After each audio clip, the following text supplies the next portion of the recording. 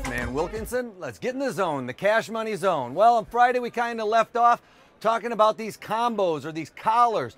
Well, we've got a huge player in the market today. September 780, 820 combos going on right now. Paper's basically paying $8.50 for 1,000.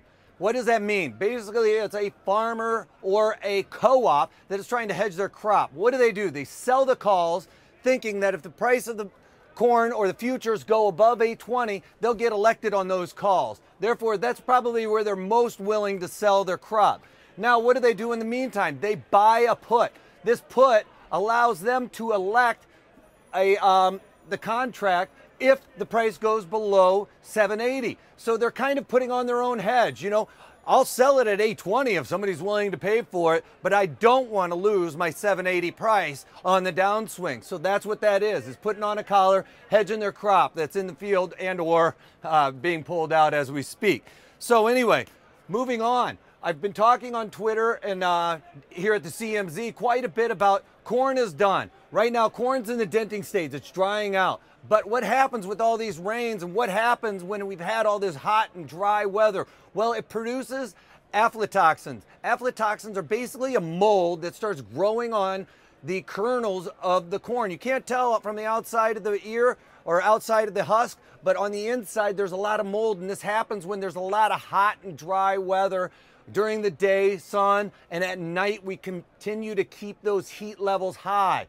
That's when this mold starts producing, or starts happening with the aflatoxins in the corn. Now in the beans we have something that's called black coal, and it's a little mold that grows on there, and this is also produced during hot, dry temperatures. Now what does this do? These molds can stay on the farm for years to come, so this is a major problem. And right now we're getting this rain timing when all these aflatoxins we're starting to hear are starting to come out. Now this rain is going to help spread that whole mold thing. As we know, mold and water do like to commingle. Anyway, on to the markets. We're seeing a lot of downward pressure in this corn. We've really tested it on Friday on the upside. The key support, or the actual area that is a value area, is right at $8, $7.98. You saw that this morning on a chart. You can check it out on a 5-minute chart. How many times we bumped up against $7.98 and failed?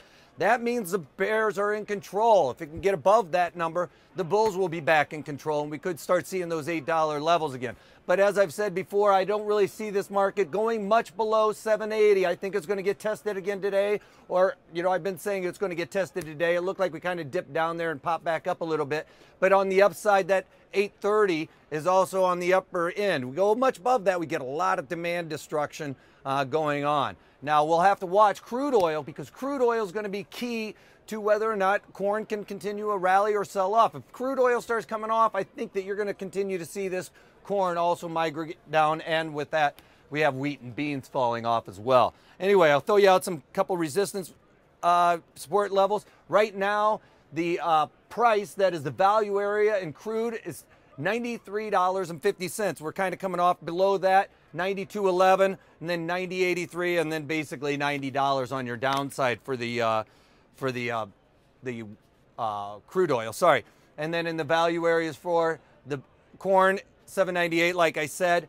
Think it might test that 780 on the downside. Don't see it going much above 830 anytime this week. And then for the edamame, I think it could, if we see that 780 in corn, you could see the $16 level tested in edamame. Now, one thing note about that 20 cargoes of beans that I talked about on Friday, well, that's happening off the market. Those are actually deliveries to China. So 20 cargoes, each cargo is 55 metric tons. It looks like they're going to fulfill the second half of that order this week, and that's why we're really seeing the basis in beans kind of track up to the upside. Even though these beans are selling off, the basis means the delivery point price is a lot higher, and that has to do with a lot of this demand from China. All right, if you can't take that, take it easy.